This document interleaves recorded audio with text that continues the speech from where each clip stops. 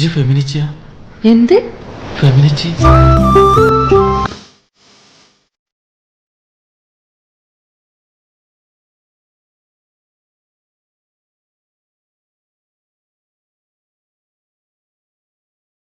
നമുക്കറിയാം ഫെമിനിച്ചി ഫാത്തിമ എന്ന ചിത്രം ഇപ്പോഴും സോഷ്യൽ മീഡിയയിൽ ഉൾപ്പെടെ വലിയ തോതിൽ ചർച്ചയായിക്കൊണ്ടിരിക്കുകയാണ്. ഇതിൻ്റെ പ്രധാന കാരണം അതിലെ വിഷയം തന്നെയാണ്. ആ സിനിമയ്ക്ക് മികച്ച നടിക്കുള്ള സംസ്ഥാന സർക്കാരിൻ്റെ പുരസ്കാരം ലഭിച്ചത് ഷംല ഹംസയ്ക്കാണ്. ഷംല ഹംസ ഇപ്പോൾ നമ്മോടൊപ്പം ചേരുന്നുണ്ട്. നമസ്കാരം. എന്തായാലും ഒരു കേന്ദ്ര കഥാപാത്രമായ ആദ്യ ചിത്രമാണ്. രണ്ടാമത്തെ സിനിമയാണെങ്കിൽ പോലും ഇതിൽ മുഴുനീളെ ഷംല തന്നെയാണുള്ളത്. ഫെമിനിച്ചി ഫാത്തിമ അത്രത്തോളം ചർച്ച ചെയ്യപ്പെട്ടുകൊണ്ടിരിക്കുകയും ചെയ്യുന്നുണ്ട്. ഇപ്പോൾ ഇങ്ങനെയൊരു വേഷം അത് പ്രതീക്ഷിച്ചതാണോ? ഒപ്പം തന്നെ ഇങ്ങനെയൊരു പുരസ്കാരവും പ്രതീക്ഷിച്ചിരുന്നു ഏതെങ്കിലും ഘട്ടത്തിൽ? ഞാൻ പ്രതീക്ഷിച്ചോ എന്ന് ചോദിച്ചാൽ ഞാൻ ആഗ്രഹിച്ചിരുന്നു. ഇങ്ങനെ നമ്മൾ ഒരു അഭിനേത്രിയായാലും ആരായാലും കലയെ ഇഷ്ടപ്പെടുന്നവർക്ക് കേരള സ്റ്റേറ്റ് അവാർഡ് എന്ന് പറഞ്ഞാൽ വലിയൊരു ബഹുമതിയാണ്. അപ്പോൾ ഞാൻ ആഗ്രഹിച്ചിരുന്നു, പക്ഷെ പ്രതീക്ഷിക്കാനുള്ളൊരു ധൈര്യം എനിക്കുണ്ടായില്ല. ഞാൻ എപ്പോഴും പറയുന്നതാണത്. കാരണം ഞാൻ പുതിയ ഒരാളാണ്. പിന്നെ ഈ സിനിമ ചർച്ച ചെയ്യപ്പെടും എന്നറിയുന്നുണ്ടായിരുന്നു. ഈ സിനിമേൻ്റെ സ്ക്രിപ്റ്റിലുടനീളം ഞാൻ ഉണ്ടായിരുന്നു. അപ്പോൾ ഞങ്ങൾക്കറിയാം ഈ സിനിമ പറയുന്നത് നല്ലൊരു മെസ്സേജാണ്. ആൻഡ് ആസ് എ ക്യാരക്ടർ എനിക്കിതിൽ അത്യാവശ്യം പെർഫോം ചെയ്യാനുള്ളൊരു സ്കോപ്പ് ഉണ്ട്. അതുകൊണ്ടാണ് ഞാൻ ഇത് സെലക്ട് ചെയ്തത്. ആഗ്രഹിച്ചിരുന്നു. പ്രതീക്ഷിക്കാന്ന് പറഞ്ഞാൽ ആദ്യം തന്നെ ഈ ഒരു വാർത്ത അറിഞ്ഞപ്പോൾ എന്താ തോന്നിയത്? ഞങ്ങളുടെ വീട്ടിലേക്ക് എല്ലാ മീഡിയക്കാരും വന്നിട്ടുണ്ടായിരുന്നു. അത് 3:30 ഇതിൻ്റെ അനൗൺസ്മെൻറ്റ് ലൈവ്. അപ്പോൾ 2:30 തന്നെ എല്ലാവരും എത്തി. അപ്പോൾ ഞാൻ അവരോട് ചോദിക്കുന്നുണ്ട്, നിങ്ങളിതെല്ലാം അറിഞ്ഞിട്ടാണോ വന്നത്, അതോ നിങ്ങൾക്ക് എന്തെങ്കിലും ക്ലൂ ഉണ്ടോയെന്ന്. അപ്പോൾ അവർ പറഞ്ഞു ഞങ്ങൾ ദൂരെ നിന്നാണ് വരുന്നത്, അപ്പോൾ ലൈവിൻ്റെ ടൈമിൽ ഞങ്ങൾക്ക് എത്താൻ പറ്റില്ല, അപ്പം നിങ്ങൾ ഫൈനലിസ്റ്റിലുള്ളതല്ലേ അതുകൊണ്ട് വന്നതാണെന്ന് പറഞ്ഞു. പിന്നെ ടെൻഷനായി, ഇത് ഇല്ലെങ്കിൽ ഇവരെല്ലാവരും പോവില്ലേ, അപ്പോൾ സങ്കടമാകുമോ എന്നുള്ള.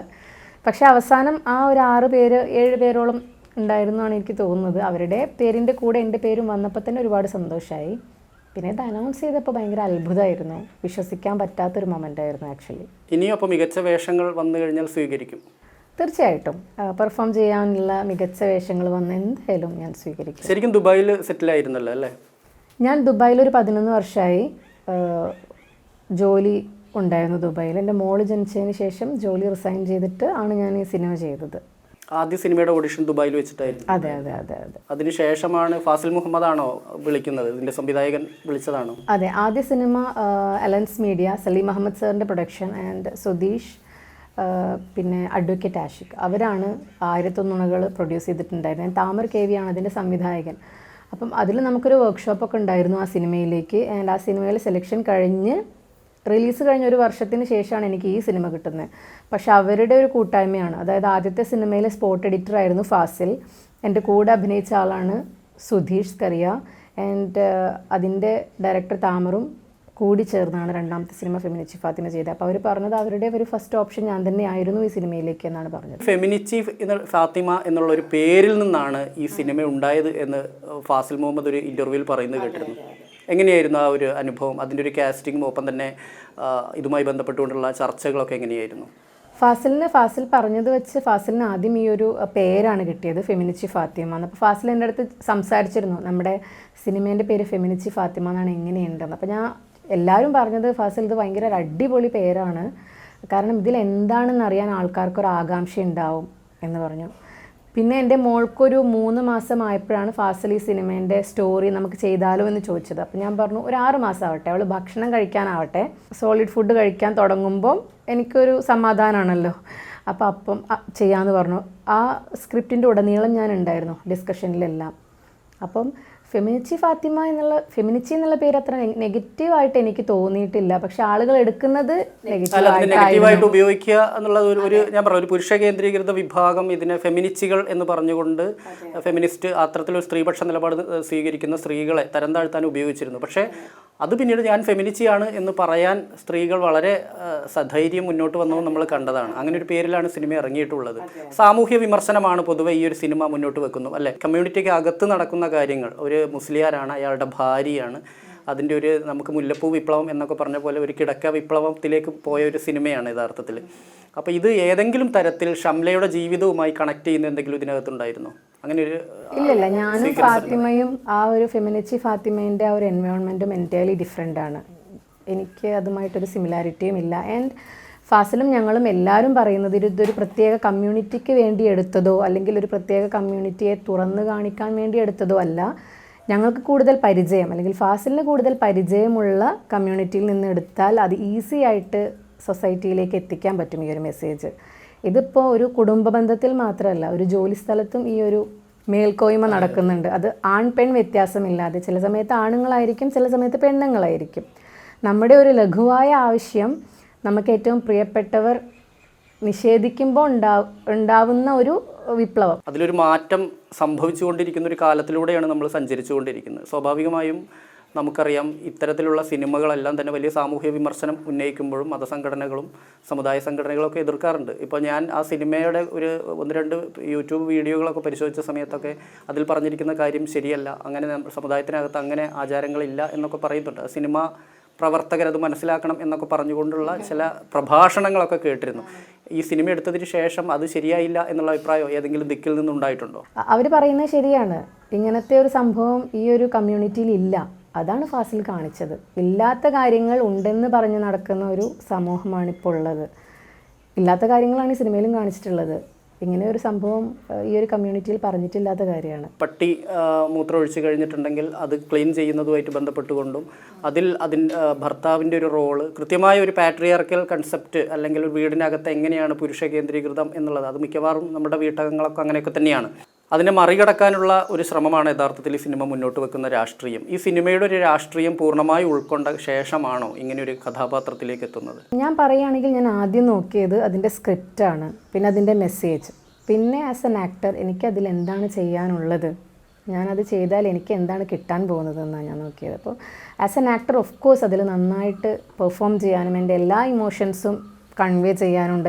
ഇതൊരു ജോലിയായിട്ടാണ് എടുത്തിട്ടുള്ളത്. അപ്പോൾ എനിക്ക് അപ്കമിങ് പ്രൊജക്ട്സ് അല്ലേ വേണ്ടത്, ഞാൻ അങ്ങനെയാണ് ഇതിനെ കൺസിഡർ ചെയ്തത്, അല്ലാതെ വേറെ രീതിയിൽ ഞാൻ ചിന്തിച്ചിട്ടില്ല. പിന്നെ ഇതാരെയും വേദനിപ്പിക്കാനോ ഒന്നിനുള്ളൊരു സിനിമയല്ല. സിനിമ കാണാത്തവർ പല അഭിപ്രായങ്ങളും പറയും, അത് ഞാൻ ഒരിക്കലും ഉൾക്കൊള്ളുന്നില്ല, എൻ്റെ മനസ്സിലേക്ക് എടുക്കുന്നില്ല, അതിനെക്കുറിച്ച് ഞാൻ ബോധവടേ അല്ല. അങ്ങനെ ആരെങ്കിലും അഭിപ്രായം പറഞ്ഞിരുന്നോ? ശരിയായി പറഞ്ഞ പോലെ ഒരുപാട് യൂട്യൂബ് വീഡിയോസ് കണ്ടിരുന്നു, അവരാരും സിനിമ കണ്ടിട്ടില്ല. പിന്നെ ഇപ്പം അവർ പറയുന്ന കാര്യങ്ങളല്ല ഈ സിനിമയിലുള്ളത്. ഈ സിനിമയിൽ കാണിക്കുന്നത് അനാചാരങ്ങൾ കൊണ്ടാടുന്ന ആളുകളെയാണ് കാണിക്കുന്നത്, അല്ലാതെ ഇതിലെ ഒരു കമ്മ്യൂണിറ്റിയെ അല്ല ഇതിൽ കാണിച്ചത്. അതിന് ഇല്ലാത്ത കാര്യങ്ങൾ ഉണ്ടെന്ന് പറയുന്ന ഇതാണ് കാണിച്ചിട്ടുള്ളത്. അതിൽ ഓരോ മുഹൂർത്തങ്ങളും അങ്ങനെയായിരുന്നു. അതായത് ഷംല യഥാർത്ഥത്തിൽ അതിനകത്ത് ജീവിക്കുകയായിരുന്നു എന്ന് തോന്നിപ്പോയിട്ടുണ്ട്. അതിൽ ആ കഥാപാത്രവും അത്രത്തോളം അതിനോട് ഇഴുകിച്ചേർന്നുകൊണ്ടുള്ളൊരു അഭിനയം തന്നെയായിരുന്നു യഥാർത്ഥത്തിൽ.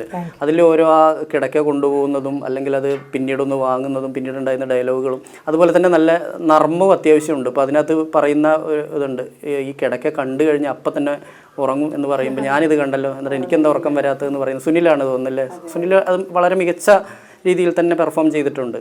എന്തായാലും ഈ കഥാപാത്രത്തിന് ശേഷം ഇത് ചെയ്തതിന് ശേഷം ഇങ്ങനെയൊരു സിനിമ ചെയ്തത് എന്തുകൊണ്ടും ശരിയായിരുന്നു, അല്ലെങ്കിൽ ഇനിയും അത്തരത്തിലുള്ള വേഷങ്ങൾ ചെയ്യും എന്നുള്ളൊരു തോന്നൽ മനസ്സിൽ നിന്നുണ്ടായിട്ടുണ്ടോ?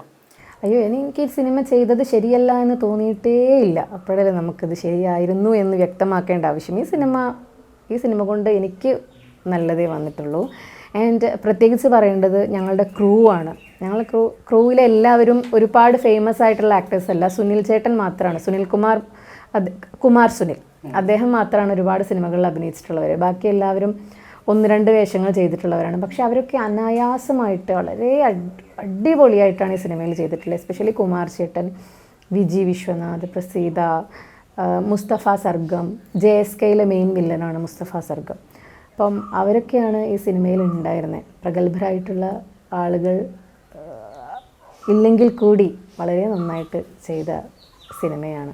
ഈ സാമൂഹ്യ വിമർശനങ്ങൾ എല്ലാ കാലങ്ങളിലും മലയാള സിനിമയിലുണ്ടായിരുന്നു. അത് വലിയ തോതിൽ ചർച്ച ചെയ്യപ്പെടുന്ന ഒരു കാലത്തുകൂടി നമ്മൾ കടന്നുപോയതുമാണ്. പക്ഷേ ഈ കഴിഞ്ഞ കുറച്ച് കാലങ്ങളായി നമ്മൾ സിനിമ, ഇപ്പോൾ ആവിഷ്കാര സ്വാതന്ത്ര്യത്തെക്കുറിച്ചൊക്കെ നമ്മൾ പറയുമ്പോഴും സിനിമ ഏതെങ്കിലും മതവിഭാഗത്തിന് അല്ലെങ്കിൽ അതിന് ഏതെങ്കിലും രീതിയിലുള്ളൊരു സീക്വൻസ് അതിനകത്ത് വന്നു കഴിഞ്ഞാൽ ഉടൻ തന്നെ ചന്ദ്രഹാസം ഇളക്കുന്ന ഒരു അവസ്ഥയാണുള്ളത്, മതസംഘടനകളും എല്ലാവരും. എനിക്ക് തോന്നുന്നത് ഈ ഫെമിനിച്ചി ഫാത്തിമയ്ക്കെതിരെയൊന്നും അത്തരത്തിലുള്ള ഒരു ഇത് ഞാൻ എവിടെയും കണ്ടിട്ടില്ല. ഇങ്ങനെ സോഷ്യൽ മീഡിയയിലൂടെയൊക്കെ ചില ആളുകൾ ഇത് ശരിയായില്ല എന്നൊക്കെ പറയുന്നുണ്ടെങ്കിൽ പോലും. അപ്പോൾ അങ്ങനെയുള്ള ഒരു ഭയം, അല്ലെങ്കിൽ ഈ സിനിമ ഷൂട്ട് ചെയ്ത് കഴിഞ്ഞപ്പോഴൊക്കെ അങ്ങനെ ഏതെങ്കിലും രീതിയിലുള്ള ഒരു ആക്രമണം അല്ലെങ്കിൽ ഒരു സോഷ്യൽ മീഡിയയിലൂടെ മറ്റോ ഉണ്ടാവും എന്നുള്ളൊരു അങ്ങനെ പ്രതീക്ഷിച്ചിരുന്നോ? ഭയം ഉണ്ടായിരുന്നു? ഇല്ല, എനിക്ക് അങ്ങനെ ഒരു ഭയം ഉണ്ടായിരുന്നില്ല. കാരണം ഞാൻ പറഞ്ഞതുപോലെ തന്നെ ആസ് എൻ ആക്ടർ ഞാൻ ഇതിൻ്റെ സ്കോപ്പാണ് നോക്കുന്നത്. എൻ്റെ പെർഫോമൻസ്, എനിക്ക് മുന്നോട്ടുള്ള വർക്കുകൾ, അതാണ് നോക്കുന്നത്. പിന്നെ തീർച്ചയായിട്ടും ഒരു നെഗറ്റീവ് മെസ്സേജ് നമ്മൾ പാസ് ചെയ്യുകയാണെങ്കിൽ നമുക്കൊരു എത്തിക്സ് ഉണ്ടല്ലോ, അത് നമ്മൾ ചിന്തിക്കും. പക്ഷേ ഇതിൽ നെഗറ്റീവ് മെസ്സേജ് ഒന്നും ആർക്കും പാസ് ചെയ്യുന്നില്ല. ഇല്ലാത്ത കാര്യങ്ങൾ തന്നെയാണ് ഇതിൽ പറയുന്നത്. അതായത് ഉള്ള കാര്യങ്ങളെ നല്ല ഭംഗിയാക്കി കാണിക്കുകയല്ല. അനാചാരങ്ങളുണ്ട്, അത് തമാശയിലൂടെ കാണിച്ചു. അതാരെയും വിഷമിപ്പിക്കാനൊന്നുമല്ല കാണിച്ചത്. അപ്പോൾ അതിനെപ്പറ്റി ആർക്കെങ്കിലും പറയാനുണ്ടെങ്കിൽ എത്രയോ മുന്നേ അവർ തന്നെ മുന്നോട്ട് വന്ന് പറയേണ്ടതായിരുന്നു. അവരാരും പറഞ്ഞില്ല. അപ്പോൾ സിനിമയിലൂടെ ഇതിൻ്റെ ഡയറക്ടർ അത് കാണിച്ചു എന്നേ ഉള്ളൂ. ഇത്തരത്തിലുള്ള ഒരുപാട് നല്ല സിനിമകൾ ഇറങ്ങിയിട്ടുണ്ട്. ഇപ്പോൾ നമുക്കറിയാം കാണാക്കിനാവ് പോലുള്ള ചിത്രം കണ്ടിട്ടുണ്ടാവും, ഷംല കണ്ടിട്ടുണ്ടോ എന്ന് എനിക്കറിയില്ല. അത് ടി റസാക്കിൻ്റെ സ്ക്രിപ്റ്റ് ആയിരുന്നു, സുബിമലയിൽ ഒരുക്കിയ സിനിമയാണത്. അതൊക്കെ പറയുന്നത് വളരെ കൃത്യമായിട്ടുള്ള സാമുദായിക പ്രശ്നങ്ങൾ, അതായത് രണ്ട് സമുദായത്തിനകത്തുള്ള പ്രശ്നങ്ങൾ, ഒരു കുഞ്ഞിൻ്റെ ഭാവിയായി ബന്ധപ്പെട്ടുകൊണ്ടാണ്. അതിനുശേഷം നമുക്കറിയാം ലോഹിദാസിൻ്റെ തന്നെ ആധാരം പോലുള്ള സിനിമ, മുരളി ബാപ്പുട്ടി എന്നുള്ള കഥാപാത്രം ചെയ്തതൊക്കെ, അതൊക്കെ ആ രീതിയിൽ ഇപ്പോൾ ഒരു സോഷ്യൽ മീഡിയയിലാണെങ്കിൽ അതിനെതിരെ രംഗത്ത് വരാൻ ആളുകൾ ഉണ്ടാകുമായിരുന്നു. പക്ഷേ അതിനെല്ലാം മറികടന്ന സിനിമകളായിരുന്നു. പക്ഷേ നമ്മൾ പുതിയ കാലത്തിലേക്ക് എത്തുമ്പോഴത്തേക്ക് ഇത്തരത്തിലുള്ള സാമൂഹ്യ വിമർശനങ്ങളെ പലപ്പോഴും ഉൾക്കൊള്ളാൻ കഴിയാത്ത അത്രത്തോളം അസഹിഷ്ണുതയുള്ള ഒരു വിഭാഗമെങ്കിലും നമ്മളുടെ ആളുകൾക്കിടയിലുണ്ട്. അപ്പോൾ അത് മനസ്സിലാക്കിയിട്ടുണ്ടായിരുന്നു ഏതെങ്കിലും ഘട്ടത്തിൽ സിനിമയ്ക്കെതിരെ അത്തരത്തിലുള്ള, ഇപ്പോൾ ഫെമിനിച്ചി ഫാത്തിമ അല്ലെങ്കിൽ പോലും മറ്റ് സിനിമകൾക്കൊക്കെ അത്തരത്തിലുള്ള അസഹിഷ്ണുത ഏതെങ്കിലും ഭാഗങ്ങളിൽ നിന്ന് വരുന്നതിനെ കുറിച്ചൊക്കെ ശ്രദ്ധിക്കാറുണ്ടോ? Of course. ഞാൻ അതിന് അധികം കൺസിഡറേഷൻ കൊടുക്കാത്ത ആളാണ്. പിന്നെ ഇപ്പോൾ എനിക്ക് തോന്നുന്നത് പണ്ടത്തേതിനേക്കാളും കുറച്ച് മെച്ചം ഇപ്പോൾ ഉണ്ട്. അതായത് സോഷ്യൽ മീഡിയ ഒക്കെ വന്നതിന് ശേഷം ഇനിയിപ്പോൾ വിമർശിക്കുന്നവർ വിമർശിക്കട്ടെ, വിമർശിക്കാത്തവർ ആസ്വദിക്കട്ടെ, ആ ഒരു നിലപാടാണ് എല്ലാവർക്കും എന്നാണ് എനിക്ക് തോന്നുന്നത്. അത് വിമർശിച്ചവർ വിമർശിച്ചുകൊണ്ടേയിരിക്കും, അത് ആസ്വദിക്കുന്നവർ അത് ആസ്വദിച്ചുകൊണ്ടേയിരിക്കും. അല്ല, കോൺസെപ്റ്റ് ആസ്വദിക്കുന്നവർ വേറെ രീതിയിൽ അതും ആസ്വദിച്ചുകൊണ്ടിരിക്കും. അത്രയേ ഉള്ളൂ. പഴയ സിനിമകളൊക്കെ ശ്രദ്ധിച്ചിട്ടുണ്ടാവും. പഴയ സിനിമയിൽ നല്ല കഥകളുണ്ട്, നല്ല കഥാപാത്രങ്ങളില്ല എന്ന് നമ്മൾ പറയുന്നില്ല. എങ്കിൽ പോലും പുതിയ കാലത്ത് കുറച്ചുകൂടെ യാഥാർത്ഥ്യങ്ങളിലേക്ക് കടക്കുന്ന സിനിമകളുണ്ട്. അത്തരത്തിലുള്ള സിനിമകൾ ശ്രദ്ധിച്ചിട്ടുണ്ടോ? അങ്ങനെ ഇഷ്ടപ്പെട്ട സിനിമകൾ ഏതൊക്കെയാണെന്ന് പറയാൻ പറ്റും? ഞാൻ പറയുകയാണെങ്കിൽ സിനിമയാണ് കാലത്തിനൊപ്പം സഞ്ചരിക്കുന്ന ഒരു മാധ്യമം എന്ന് എനിക്ക് തോന്നുന്നു. അതായത് വിഷ്വലായിട്ട് ഉള്ളൊരു മാധ്യമം കാലത്തിനൊപ്പം സഞ്ചരിക്കുന്നത് സിനിമയാണെന്നാണ് എനിക്ക് തോന്നിയിട്ടുള്ളത്. നമ്മൾ മനുഷ്യരാണ് കാലത്തിനൊപ്പം സഞ്ചരിക്കാത്തവർ. ഇനി നല്ല മെസ്സേജുകൾ വന്നാലും നമ്മൾ ജീവിച്ച രീതിയിലൂടെ തന്നെ ജീവിച്ചു പോകാൻ ഇഷ്ടമുള്ളവരാണ് മനുഷ്യരെന്നാണ് എനിക്ക് തോന്നിയിട്ടുള്ളത്. അതാണ് ഇപ്പോൾ ഈ സിനിമയിലൊരു കഥാപാത്രമാണ് അഷ്റഫ് വളരെ നിഷ്കളങ്കനായ സ്നേഹമുള്ളൊരു ഭർത്താവാണ്. അയാളെ അങ്ങനെ ആക്കിയത് അയാളുടെ മുന്നേ ജീവിച്ചു പോയവരാണ്. അപ്പോൾ അയാൾ ശീലിച്ച ശീലങ്ങളാണ് അതെല്ലാം, അല്ലാതെ അയാളുടെ സ്വഭാവമല്ല. ഉണ്ട്, അയാളുടെ സ്വഭാവമാണ്, അയാൾ കണ്ട് പഠിച്ച കാര്യങ്ങളാണ്. പക്ഷെ അയാൾ ഭാര്യ ഒരു കാര്യം ചെയ്ത് മുന്നേറുമ്പം അയാളത് അക്സെപ്റ്റ് ചെയ്യുന്നുണ്ട്. എനിക്ക് പിന്നെ ഓർമ്മയുള്ള സിനിമകൾ എന്ന് പറഞ്ഞാൽ സ്ത്രീധനം, പണ്ടത്തെ സിനിമ. പിന്നെ നമ്മൾ കളിയാക്കിയിരുന്ന സിനിമയാണ് കളിവീട് എന്ന സിനിമയിൽ കഥാപാത്രങ്ങളെ പണ്ട് കളിയാക്കിയിരുന്നു. പക്ഷെ ഇപ്പോൾ നമ്മൾ പറയുന്നത് അത് അങ്ങനെയാണ് ആ സ്ത്രീ സംസാരിക്കേണ്ടത് അവരുടെ ഭർത്താവിനോട്. അത് പണ്ട് നമ്മൾക്ക്, ഇൻക്ലൂഡിങ് ഞാൻ, അവരെന്ത് അഹങ്കാരിയാണ് എന്ന് പറഞ്ഞതാണ് പണ്ട്. പക്ഷെ ഇപ്പം അങ്ങനെയല്ല. ശരിക്കും അവരുടെ ആവശ്യങ്ങളാണ് അന്ന് ഉന്നയിച്ചിരുന്നത്. ഒരു സ്പേസ്, പലപ്പോഴും സ്ത്രീകൾക്കൊരു വിഷയം ഉന്നയിക്കാനും അല്ലെങ്കിൽ കുടുംബത്തിലൊരു കാര്യം പറയാനുമുള്ള സ്പേസ് ലഭിച്ചിട്ടൊക്കെ വളരെ കുറച്ച് കാലം. അപ്പോൾ അതിന് വലിയ പോരാട്ടം നടക്കുന്നുണ്ട്. അത് വിപ്ലവകരമായി തന്നെ മുന്നോട്ട് പോകുന്ന ഒരു കാലത്താണ് ഇങ്ങനത്തെ സിനിമ ഇറങ്ങുകയും ചെയ്യുന്നത്, അല്ലേ? എനിക്ക് തോന്നുന്നു ഇപ്പം അങ്ങനെയല്ല. ഇപ്പോൾ കുറേ കൂടി വൈഡാണ്. പക്ഷേ എനിക്ക് ഭയങ്കര അത്ഭുതമാണ് ഇപ്പോഴും കുറച്ച് ആൾക്കാരെങ്കിലും ഇത് മനസ്സിലാക്കാത്ത ആൾക്കാരുണ്ട് എന്ന് ആലോചിക്കുമ്പോൾ ഭയങ്കര അത്ഭുതമാണ്. അത് നല്ല വിദ്യാഭ്യാസ സമ്പന്നരായിട്ടുള്ള ആൾക്കാർ ഇപ്പോഴും ഈ ഒരു സ്ത്രീയുടെ സ്വാതന്ത്ര്യം ഇഷ്ടപ്പെടാത്ത ആൾക്കാരാണ് എന്ന് തോന്നുമ്പോൾ ഒരു അത്ഭുതമാണ്. എന്താണ് അങ്ങനെ ഇപ്പോഴും എന്നുള്ളത്. ഷംലയുടെ കുട്ടിക്കാലമൊക്കെ എങ്ങനെയായിരുന്നു? തൃത്താലയല്ലേ വീട്? തൃത്താലയായിരുന്നു. ഞങ്ങൾ കൂട്ടുകുടുംബമായിട്ടാണ് താമസിച്ചത്. പിന്നെ എനിക്കൊരു 4 വയസ്സായപ്പോൾ ഞങ്ങൾ വേറെ വീട് വെച്ച് താമസിച്ചു. നല്ലൊരു ഹാപ്പി കുട്ടിക്കാലമാണ്. എല്ലാവരുടെയും കൂടെ കളിച്ച് വളർന്നു. എൻ്റെ ഉപ്പാൻ്റെ ഓർമ്മകളാണ് കൂടുതൽ എനിക്ക് ഉള്ളത്. കാരണം ആൾ പ്രവാസിയായിരുന്നു. ആൾ വരുമ്പോൾ പിന്നെ ഞങ്ങളുടെ വീട്ടിൽ ആഘോഷമാണ്. അപ്പോൾ പാട്ടൊക്കെ നന്നായി പാടും. അപ്പം അങ്ങനെ അതൊക്കെ ചെറുപ്പത്തിൽ നല്ല ഓർമ്മകളാണ്. സ്കൂൾ വിദ്യാഭ്യാസം തൃത്താലയിൽ തന്നെയാണ്. ആ ഒരു സമയത്ത് തന്നെ കലയോടൊക്കെ താല്പര്യം ഉണ്ടായിരുന്നോ? ഒപ്പനയ്ക്ക് പാട്ട് പാടുക, അല്ലെങ്കിൽ ഒപ്പന കളിക്കുക, അറബിക് പദ്യം, ഹിന്ദി പദ്യം അതൊക്കെ ചെയ്തിരുന്നു. ഞങ്ങൾ സ്റ്റേറ്റ് ലെവലിലൊക്കെ ഒപ്പന പോയിട്ടുണ്ട് ചെറുപ്പത്തിൽ. പാട്ടൊക്കെ എങ്ങനെയാണ്? ഏത് ടൈപ്പ് പാട്ടുകളാണ് ഇഷ്ടം? പാട്ട് ഹിന്ദി പാടിയിരുന്നു. അതിനെ കുറേ കാലം പാടാതെ ആയി. പിന്നെ ലിറിക്സ് എഴുതാറുണ്ട്. ഞാൻ എൻ്റെ തന്നെ ഒരു ചാനലിൽ അത് പ്രൊഡ്യൂസ് ചെയ്ത്, യൂട്യൂബ് ചാനലുണ്ട്. അത് ആളുകളെ കൊണ്ട് പാടിപ്പിച്ചിട്ട് എൻ്റെ 2 പാട്ട് സിത്താര ചേച്ചി പാടിയിട്ടുണ്ട്. കൈകോർത്തു പോവുമ്പോൾ കഥ പോലെ പറയാൻ ഒരുപാടു തെല്ലൊന്നു നോക്കി ഞാൻ, മനസ്സിൻ്റെ വാതിൽ കലോർത്തോർത്തിരുന്ന് മിഴിവാർന്നുറങ്ങിയിട്ടുണ്ട് ഞാൻ. ഇനിയുണ്ട് കാലം, ഒത്തിരിയുണ്ട് നേരം, പറയാത്തതൊക്കെ പറഞ്ഞങ്ങു പോകാം. ഇനിയുണ്ട് കാലം, ഒത്തിരിയുണ്ട് നേരം, പറയാത്തതൊക്കെ പറഞ്ഞങ്ങു പോകാം. ഇനി എന്നാണ്. ഈ പഴയ കത്തുപാട്ടുകളെ കുറിച്ച് കേട്ടിട്ടില്ലേ? അതിൻ്റെ ഒരു സ്റ്റൈലല്ലേ ഇത്? അതെ അതെ അതെ. കത്തുപാട്ടുകൾ പഴയ മാപ്പിളപ്പാട്ടിന്റെ ഭാഗമായിട്ട് വരുമായിരുന്നു. മലബാറിലൊക്കെ വലിയ രീതിയിൽ അത്ര പോപ്പുലറാണ്. അതെ അതെ. അതായത് ഭർത്താവ് ഗൾഫിലാണെങ്കിൽ ഭാര്യ ഇവിടെ നിന്നിട്ട് കത്തെഴുതുകയാണ് പാട്ടിന്റെ. എനിക്ക് അതേപോലെ ആ ഒരു മൂഡ് തോന്നി. ആ പാട്ടിന് അങ്ങനെ ഒരു ഇത് തോന്നിയിട്ടുണ്ട്. ഈ എഴുതിയിരിക്കുന്ന പാട്ടുകളൊക്കെ അങ്ങനത്തെ ആ ഒരു ഇതിൽ തന്നെയാണോ? ഞാൻ ഈ പാട്ടുകളെല്ലാം ഞാൻ ലിറിക്സ് എഴുതി ഞാൻ തന്നെ ട്യൂൺ ചെയ്യുന്നതാണ്. പക്ഷേ ചിലപ്പോഴൊക്കെ എനിക്ക് ഏറ്റവും അറിയുന്നവർ അവർ ട്യൂൺ തരും, എന്നിട്ട് അതിന് ലിറിക്സ് എഴുതാൻ പറയും. അപ്പം ഇതേപോലെ ആയിരിക്കില്ല, ട്യൂൺ വ്യത്യാസം ഉണ്ടാവും. ഈ സിനിമയിൽ ഇങ്ങനെ ചാൻസ് വന്ന സമയത്ത് വീട്ടുകാരുമായിട്ട് സംസാരിച്ചിരുന്നു? ഭർത്താവും അതുപോലെ തന്നെ മാതാപിതാക്കളൊക്കെ ആയിട്ട് അവരുടെ ഒരു പ്രതികരണം എങ്ങനെയായിരുന്നു ആ സമയത്ത്? ഞാൻ ഈ സിനിമേൻ്റെ വന്നപ്പോൾ ആദ്യം സംസാരിച്ചത് ഹസ്ബൻഡിനോടാണ്. അപ്പോൾ ഹി വാസ് ലൈക്ക് ഓക്കെ, നിനക്ക് ചെയ്യാൻ പറ്റും തോന്നുകയാണെങ്കിൽ ചെയ്തു എന്ന് പറഞ്ഞു. പിന്നെ എൻ്റെ ഉപ്പയ്ക്ക് ഓൾറെഡി കലാപരമായിട്ടുള്ള എല്ലാ കാര്യങ്ങളും ഇഷ്ടമാണ്. എൻ്റെ ഉപ്പ പഴയൊരു നാടക നടനാണ്. ഹംസ തൃത്താലാണ് എന്നാണ് പേര്. കലാലയം സിസ്റ്റേഴ്സ് എന്നൊക്കെ പറഞ്ഞ പണ്ടൊരു ട്രൂപ്പൊക്കെ ഉണ്ടായിരുന്നു. ഞാൻ ജനിക്കുന്നതിന് മുന്നേ ഉപ്പ സ്റ്റോപ്പ് ചെയ്തിട്ടുണ്ട് പ്രവാസിയാവാൻ വേണ്ടിയിട്ട്. ഞങ്ങളുടെ ജീവിതം നന്നാക്കാൻ വേണ്ടി ഉപ്പ കലാപര ജീവിതങ്ങളൊക്കെ ഉപേക്ഷിച്ചിരുന്നു. പക്ഷെ ഉപ്പേൻ്റെ ഒരു ഡ്രീമാണ്. അപ്പോൾ ഞാൻ അച്ചീവ് ചെയ്തത് ഉപ്പേൻ്റെ ഒരു ഡ്രീമാണ്. അപ്പോൾ ഉപ്പ നല്ല ഹാപ്പിയാണ്. നടനാരാണ് ഇഷ്ടമുള്ള നടൻ? കലാലേട്ടൻ. 2 പേരും ഇഷ്ടമാണ്. നടിയോ? നടി ഉർവശി ചേച്ചിനെയാണ് എനിക്ക് ഇഷ്ടം. പിന്നെ മഞ്ജു വാര്യർ, പാർവതി തിരുവോത്ത്, ശോഭന മാം. കൂടുതൽ പാട്ടുകളുള്ള സിനിമ ആണോ കൂടുതൽ ശ്രദ്ധിക്കാറുണ്ടായിരുന്നത്? അങ്ങനെയൊന്നുമില്ല. ഞാൻ പറഞ്ഞ പോലെ ഒരുപാട് സിനിമകൾ ഞാൻ കണ്ടിട്ടില്ല. എനിക്ക് ചില സിനിമകൾ കാണാൻ ഭയങ്കര അതിൻ്റെ സ്റ്റോറി എങ്ങനെയാണെന്ന് ഇമാജിൻ ചെയ്യുമ്പോൾ ചിലപ്പോൾ ഞാൻ സങ്കടപ്പെടുമോ എന്ന് പേടിച്ചിട്ട് ഞാൻ കുറേ പടങ്ങൾ കാണാതെ വെച്ചിട്ടുണ്ട്. അതുപോലെ എനിക്ക് തോന്നുന്നു പാട്ടെന്ന് പറഞ്ഞാൽ സിനിമ പോലെ തന്നെ പാട്ടിൻ്റെ സ്വഭാവം മാറുന്നത് ആസ്വാദകരുടെ സ്വഭാവം മാറുമ്പോഴാണല്ലോ. പക്ഷേ ഇപ്പോഴത്തെ പാട്ടുകളെല്ലാം എനിക്കിഷ്ടമാണ്. ആദ്യം കണ്ട സിനിമ ഓർക്കുന്നുണ്ടോ? പഴയൊരു സിനിമ കണ്ടത് ബാബുമോൻ എന്ന് പറഞ്ഞൊരു സിനിമയാണ്. തിയേറ്ററിൽ പോയി സിനിമ കാണാൻ തുടങ്ങിയത് എപ്പോഴാണ്? അത് കോളേജിൽ പഠിക്കുമ്പോൾ ടൂറിനൊക്കെ പോകുമ്പോൾ കാണാറുണ്ട്. സമ്മർ ഇൻ ബത്ലഹേം തിയേറ്ററിൽ കണ്ടതാണ്. കുടുംബത്തെക്കുറിച്ച്? ഇപ്പോൾ നാട്ടിൽ എൻ്റെ ഉമ്മ ഉപ്പ പിന്നെ എൻ്റെ അനിയനുണ്ട്. എൻ്റെ ഹസ്ബൻഡ് ദുബായിലാണ്. എന്നെ കല്യാണം കഴിച്ചിരിക്കുന്നത് പെരിന്തൽമണ്ണ മേലാറ്റൂരാണ്. ഒരു മോളുണ്ട്. ഇനി ചെയ്യുകയാണെങ്കിൽ എനിക്ക് ഇങ്ങനെ ഒരു വേഷമാണ് വേണ്ടിയിരുന്നത് അല്ലെങ്കിൽ വേണ്ടത് എന്ന്. അപ്പോൾ അധികം സിനിമകളൊന്നും ആയിട്ടില്ല, 2 സിനിമയേ ആയിട്ടുള്ളൂ. അതിൽ ഒരു കേന്ദ്ര കഥാപാത്രമായ ഒരു സിനിമയേ ആയിട്ടുള്ളൂ. എന്നാലും ആഗ്രഹിക്കുന്നൊരു വേഷം ഏതായിരിക്കും? അങ്ങനെയില്ല. ഞാൻ പറഞ്ഞ പോലെ തന്നെ ഒരു അഭിനേത്രി എന്നുള്ള നിലയ്ക്ക് എനിക്ക് നന്നായിട്ട് എക്സ്പ്രസ് ചെയ്യാൻ പറ്റുന്ന സിനിമകൾ. നമുക്കതാണല്ലോ വേണ്ടത്. സിനിമയിൽ കാണുമ്പം ആളുകൾ കാണുമ്പോൾ നമ്മൾ ചെയ്തത് നന്നായിരുന്നു എന്ന് പറയല്ലേ വേണ്ട. അപ്പോൾ ഇമോഷൻസ് എക്സ്പ്രസ് ചെയ്യാൻ പറ്റുന്ന സിനിമകൾ. അതുപോലെ പിന്നെ തമാശ പടങ്ങൾ. എനിക്ക് കോമഡി ചെയ്യാൻ ഭയങ്കര ഇഷ്ടമാണ്. ഞാനിങ്ങനെ ആലോചിക്കാറുണ്ട് അങ്ങനെ ഒരു റോള് കിട്ടിയെങ്കിൽ നന്നായിരുന്നു എന്ന്. ഒരുപാട് സൗഹൃദങ്ങൾ സൂക്ഷിക്കുന്ന ആളാണോ? ഒരുപാട് സൗഹൃദങ്ങൾ സൂക്ഷിക്കുന്ന ആളാണ്.